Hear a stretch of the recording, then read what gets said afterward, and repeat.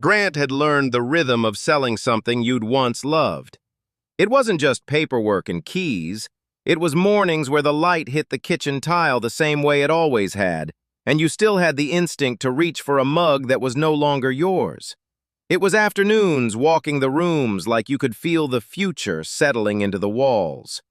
And it was evenings when silence stretched a little too long, when the house's empty spaces started to feel like they were swallowing your thoughts instead of holding them. He'd owned the renovated farmhouse for 5 years, long enough to know its creaks and long enough to know where the old wiring ran behind plaster. He'd rebuilt the porch steps twice. He'd sanded down the banister until it was smooth enough to hold without splinters. He'd painted the spare room a soft gray that made him feel like he could breathe, even when the rest of his life felt like it was tightening around him. Then one spring, the call came. A job in another state, a family emergency that had turned into a permanent absence. Grant told himself he was doing the responsible thing.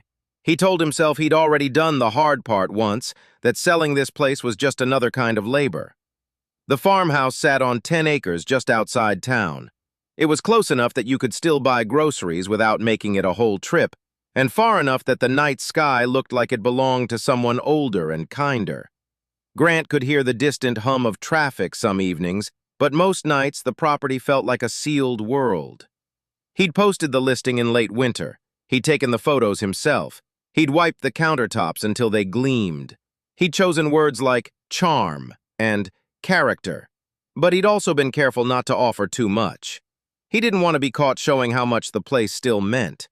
Most inquiries were tire kickers or investors. Then one message arrived that made him pause.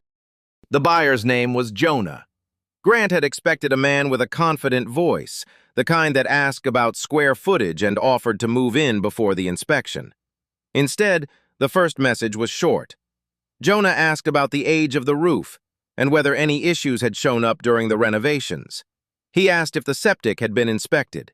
He asked, in a careful way that felt like he was trying not to burden someone, if the seller had kept receipts. Grant had read the message twice. He hadn't realized how good it felt to meet someone who sounded like he cared. There were people who treated houses like they were solutions to a problem. Jonah sounded like he treated them like a future. When they met for the initial walkthrough, the air between them was polite and functional at first. Grant showed him the foundation work he'd done. He pointed out where he'd replaced the support beam under the kitchen wall. He explained the new plumbing run through the crawl space. Jonah listened with a kind of quiet attention that made Grant feel seen in a way he wasn't used to. Jonah's hands were rougher than Grant expected, as if Jonah's life had asked him to do practical things more often than he'd admit. His face held the shadow of restraint. Not sadness exactly, more like an understanding that people didn't always stay kind once they knew too much. Grant didn't flirt. He didn't imagine flirting. He was selling a house. He was trying to keep his life from spilling open. Still, when Jonah smiled, small and brief, as if he was surprised his own expression could exist, Grant felt something tighten in his chest. That was the first tension. It wasn't romantic yet. It was the kind of tension that came from noticing a person and not knowing what to do with the noticing. They kept meeting for inspections and minor agreements. Jonah brought tools the first time he came to measure cabinets. He brought his own tape measure like he didn't trust anyone else's. Grant watched him crouch in the hallway, angling his head like he was checking for warping in an old floorboard. Jonah ran his fingers over the wood gently, like he was afraid the house might bruise. Grant's own hands, by contrast, always moved fast. He'd learned to treat renovation like it was something you conquered through repetition. Watching Jonah take care with details felt like being confronted by a different kind of strength. Mara, Grant's friend and occasional contractor partner, was the one who noticed it first. Mara had shown up unannounced one afternoon with coffee and a bag of screws, as if she was always trying to fix something. She stood in the doorway watching Jonah kneel on the floor and then watching Grant watch Jonah. "Stop," Mara said, not unkindly. Grant blinked. "Stop what?" "You're doing that thing," Mara replied. "The looking you like a broken ladder thing." Grant let out a breath that sounded like a laugh and didn't reach his eyes. He seems Good. Mara's gaze stayed steady.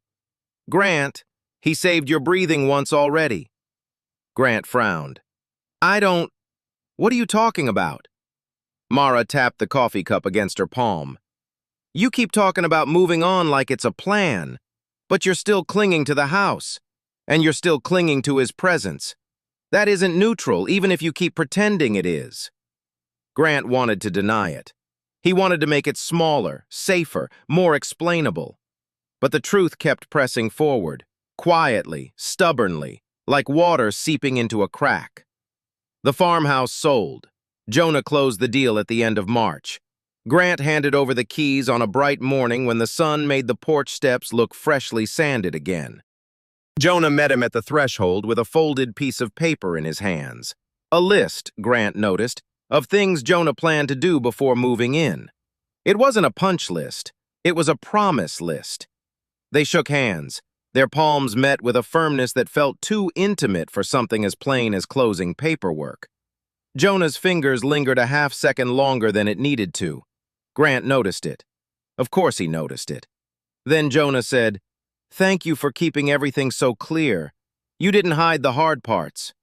Grant swallowed. "I couldn't. Not with stuff like this." Jonah's eyes flickered. Stuff like what? Grant nearly said the house. Nearly said the way he'd been trying to outrun his own life. Instead, he heard himself answer, "With trust."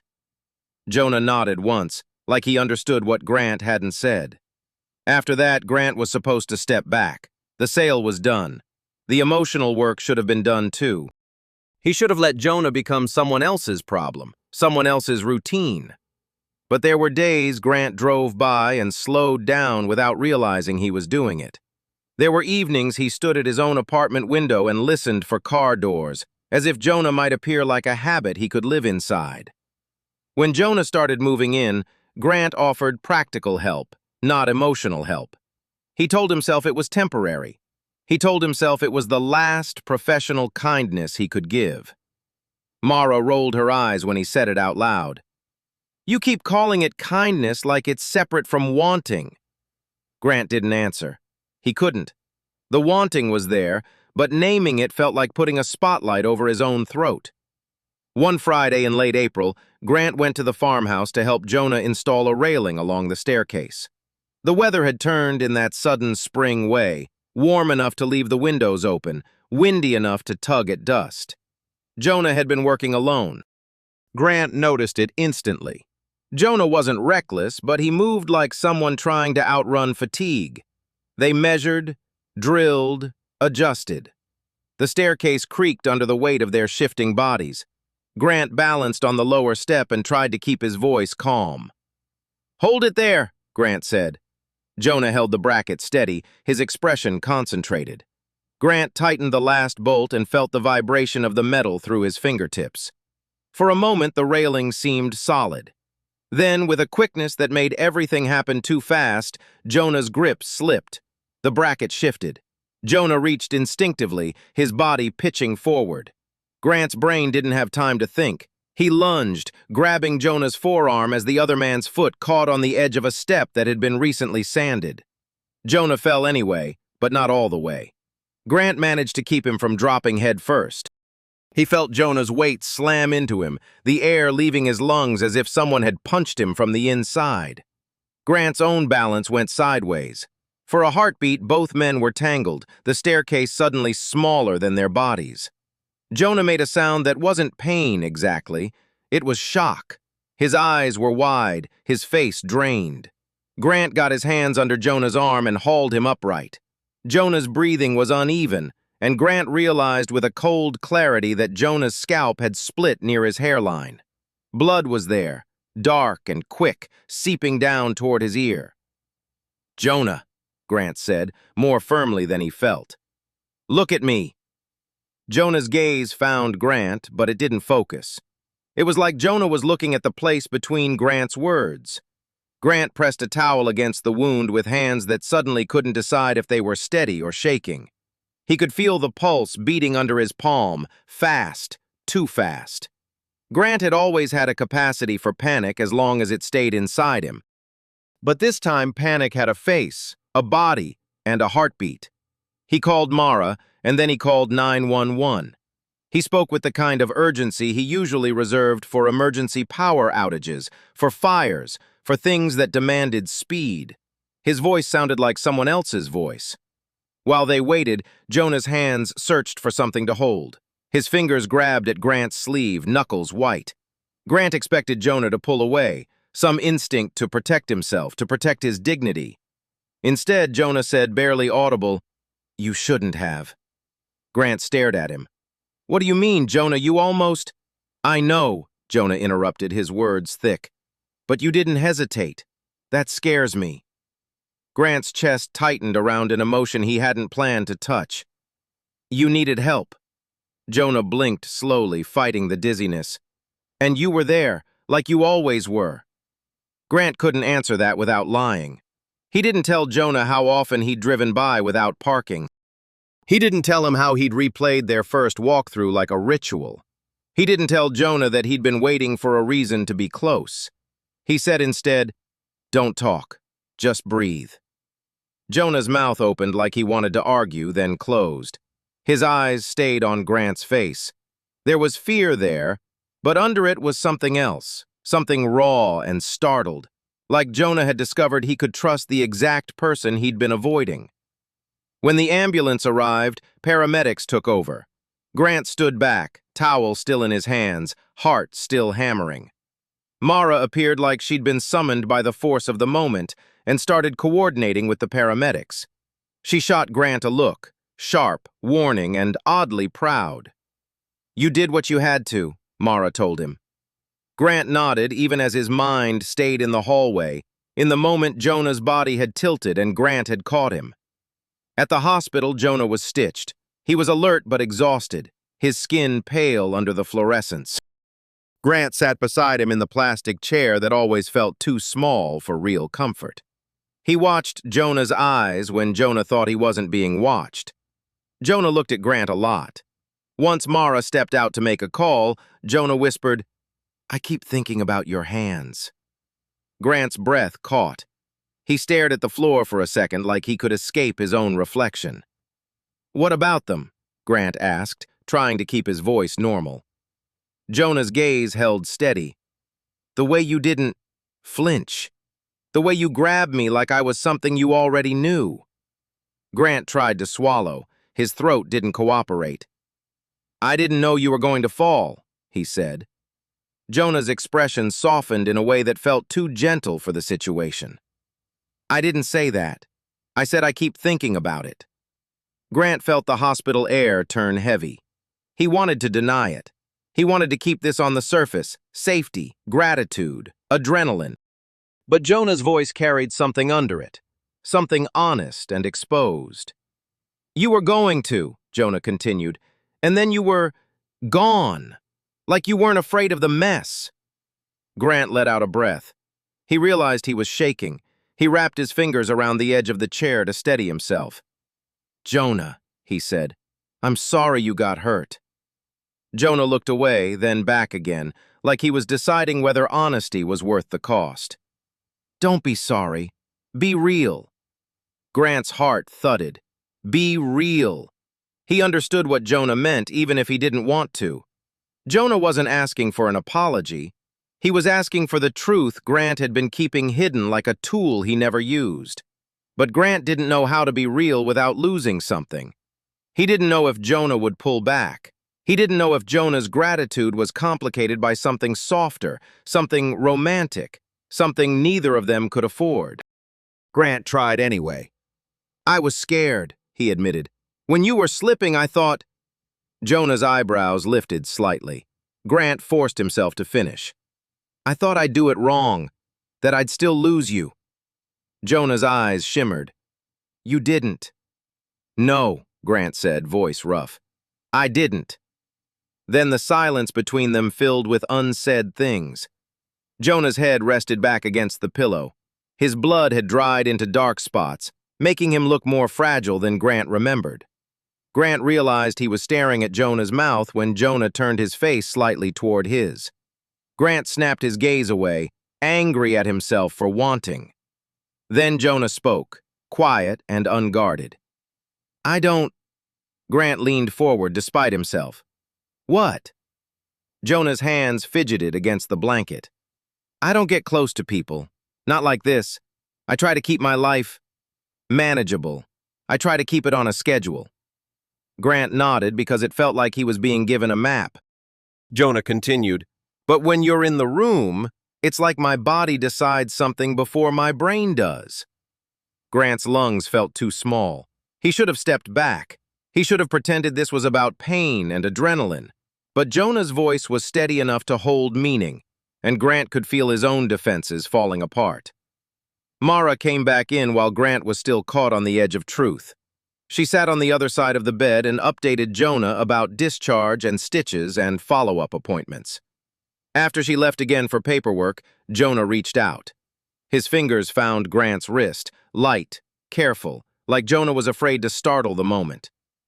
I'm not good at owing people, Jonah said. Grant's heart twisted. You don't owe me. Jonah shook his head. No, not like money, like being in my life. Grant didn't answer. Jonah's thumb rubbed faint circles over Grant's skin. But I want you to stay, if you can. Grant closed his eyes for a second. He thought about how often he'd told himself he was too late for anything. He thought about the things he'd built, houses, routines, plans, always with the assumption that he'd eventually walk away. He'd never assumed he'd need to stay for love. The next days weren't romantic in the way people like to package emotions. They were practical and messy, and full of the kind of intimacy that came from caring. Mara helped Jonah with paperwork and got prescriptions filled. Jonah moved slower, but he still tried to pretend he was fine. Grant couldn't let that go. He offered to do things Jonah had always done himself. He brought soup. He offered to change the dressing. Jonah kept saying no until Grant's hands were already there. At first, Grant treated it like a job, competent, kind, careful. But the feelings didn't wait for Grant to catch up. Jonah began to look for him when he entered the room. Jonah's voice softened when he asked questions.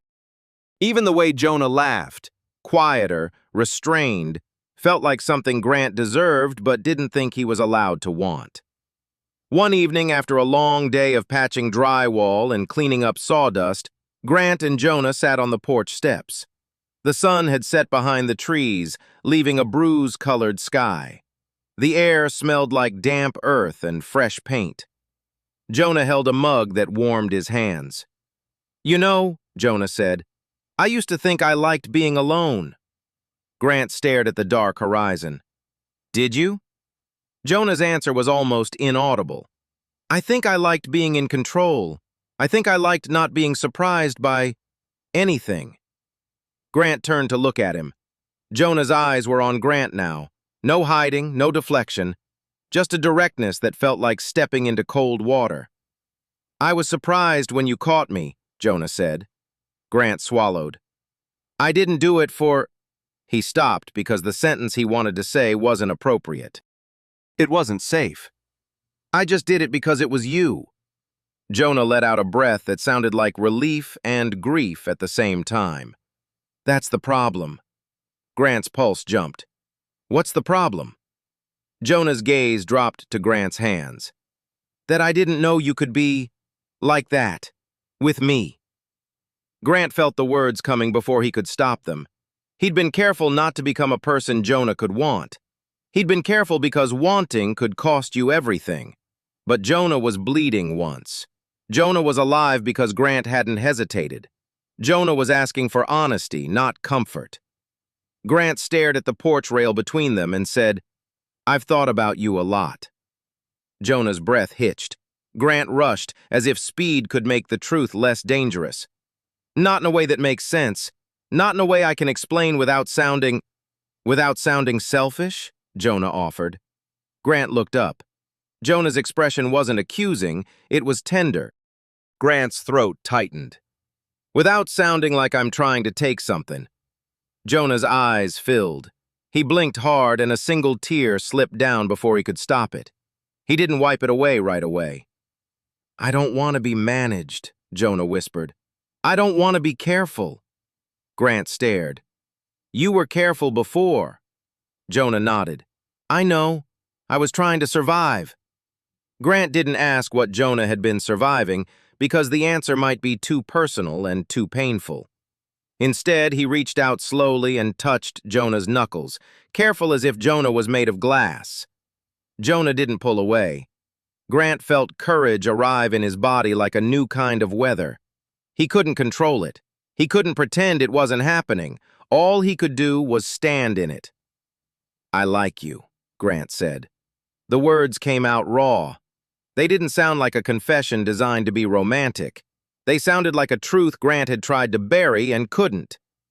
Jonah's breath caught. He stared at Grant as if he'd been waiting for this line his whole life. Then Jonah whispered, I know. Grant blinked. You... what? Jonah swallowed. You think you hide it. Grant let out a short, broken laugh. Do I? Jonah nodded. You look at me like I'm a door you're afraid to open, like you're worried there's fire behind it. Grant stared at his own hands. The silence felt like being stripped. Maybe there is, Grant said. Jonah leaned closer, just enough that their shoulders brushed. Then we'll burn, Jonah replied, not in a careless way, but in a way that sounded like choosing honesty, even if it hurt. Grant's heart surged. I can't be casual about it, he said. I don't... Jonah's voice softened. I don't want casual. In the space between their words, something shifted. It wasn't a kiss. It wasn't an immediate solution.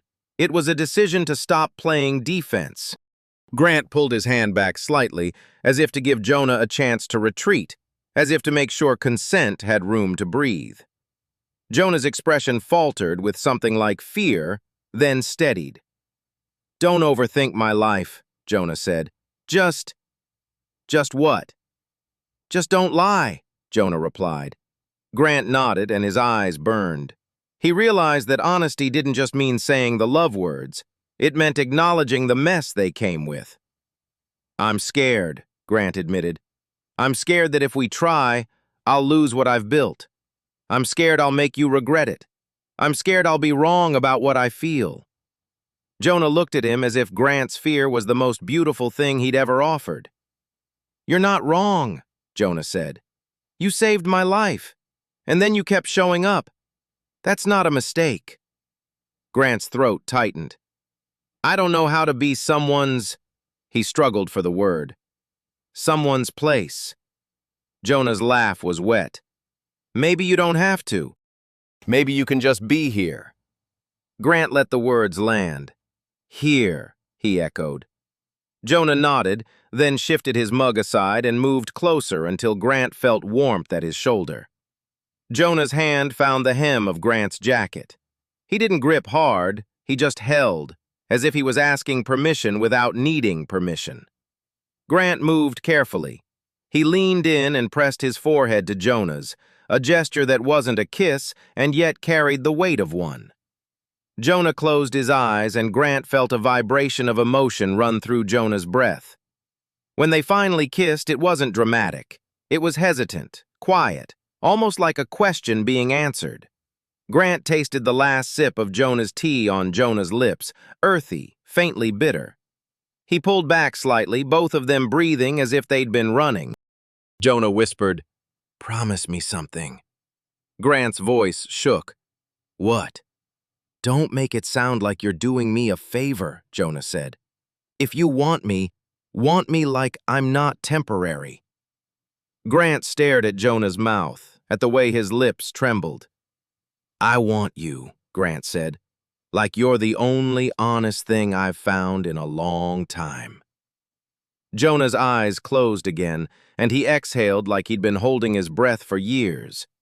They didn't say the word love immediately, not because they weren't there, but because love, when it arrived in the aftermath of fear, didn't feel like a neat ending. It felt like a new beginning that required care. Instead, they let tenderness be the language. In the mornings, Grant still brought Jonah coffee the way he always did after the incident.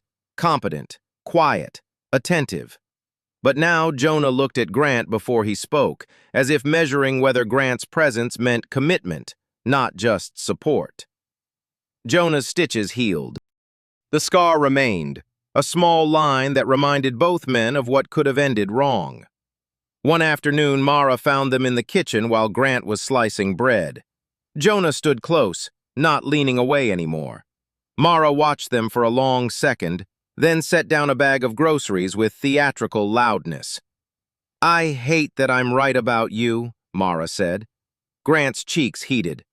"What are you talking about?"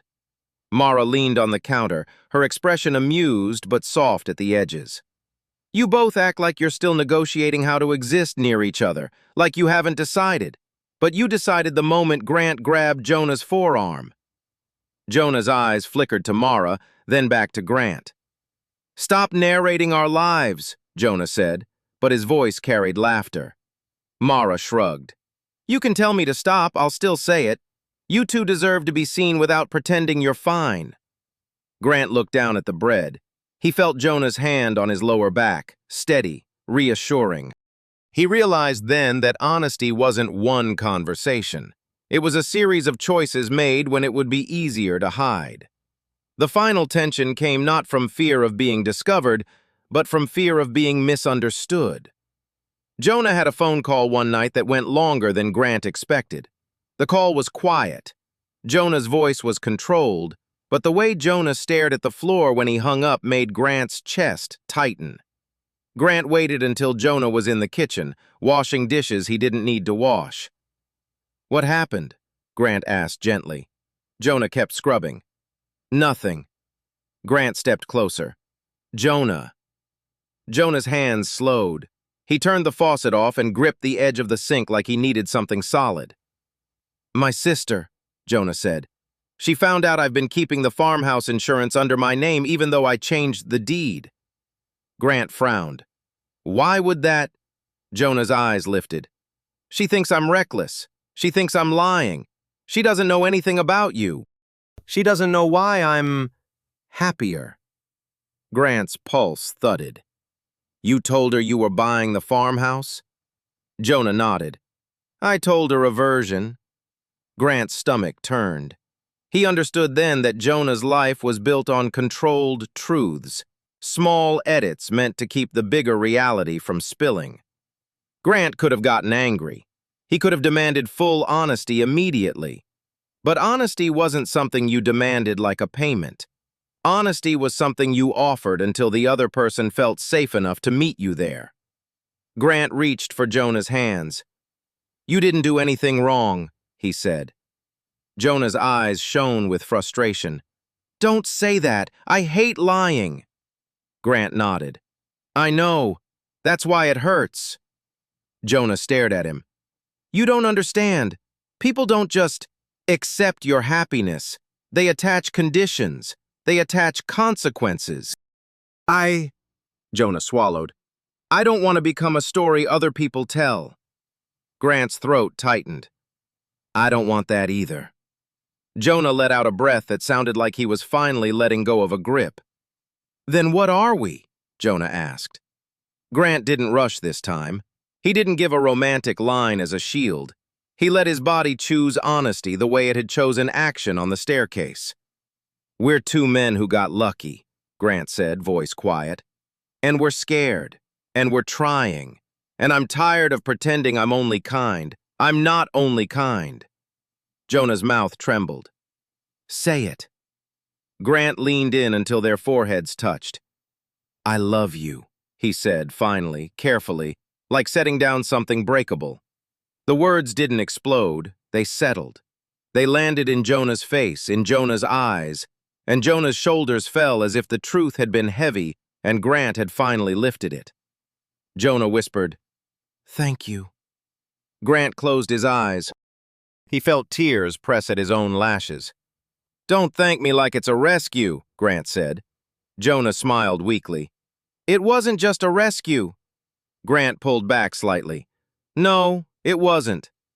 They sat together in the kitchen with the lights on and the dishes drying, with the house around them feeling like it had always been built for this kind of quiet. The farmhouse smelled like sawdust and bread, and whatever Jonah had used to clean the counters. Mara passed by the window and didn't come in. She didn't need to, she'd already done her part. Grant looked around and realized something that felt both hopeful and terrifying. They weren't just making a relationship, they were making a home out of a decision. The next day they went to the property line together. Jonah had planned it, an errand to mark where an old fence needed replacing. They walked slowly, their steps matching, as if the world could be negotiated with patience. A truck rumbled somewhere in the distance. The breeze moved through the grass. Jonah stopped near the edge of the field and looked up at the farmhouse as if he was asking permission from the sky. Grant followed his gaze. "This place used to feel like a finish line," Jonah said. Grant nodded. "For me too." Jonah turned toward him. "Now it feels like a beginning." Grant's chest warmed. He reached for Jonah's hand. Jonah took it without hesitation. Grant squeezed gently, and the squeeze meant something simple. "I'm here. I'm not going anywhere. I'm staying in the truth." Later that afternoon, when the fence posts were set and Jonah leaned against a beam to rest, Mara approached with a toolbox and a grin. "You two look like you're about to start a religion," Mara teased. Jonah snorted. "What religion?" Mara pointed between them. "The Church of Don't Lie." Grant laughed, real laughter this time. It startled him. Joy had been scarce before, hidden behind obligations and renovations. Now joy sat in his mouth like something he could actually taste. Jonah looked at Grant with that same directness from the porch. Raw, honest, no defenses left. "I'm still scared," Jonah admitted. Grant nodded. "Me too." Jonah's thumb brushed Grant's knuckles. "But you caught me," Jonah said again like it was a prayer. Grant's eyes stung. "And you grabbed me back." Jonah smiled, and the smile looked like relief. Not the relief of surviving something dangerous, but the relief of finally choosing what you want instead of what you can manage. As the sun lowered, turning the farmhouse windows gold, Grant realized that love didn't arrive like fireworks. It arrived like steady work. One hand on a railing, one towel pressed to a wound, one honest sentence spoken when silence would have been easier. Grant didn't know what would happen next, what Jonah's family would say, what their lives would demand, what fear would try to steal from them. But he knew what he could do. He could keep being honest. He could keep showing up. And this time, when Jonah leaned toward him, Grant didn't pull back. He met the moment with tenderness, with courage, and with a promise that felt larger than any fear. They would build a life where love didn't have to hide inside kindness anymore.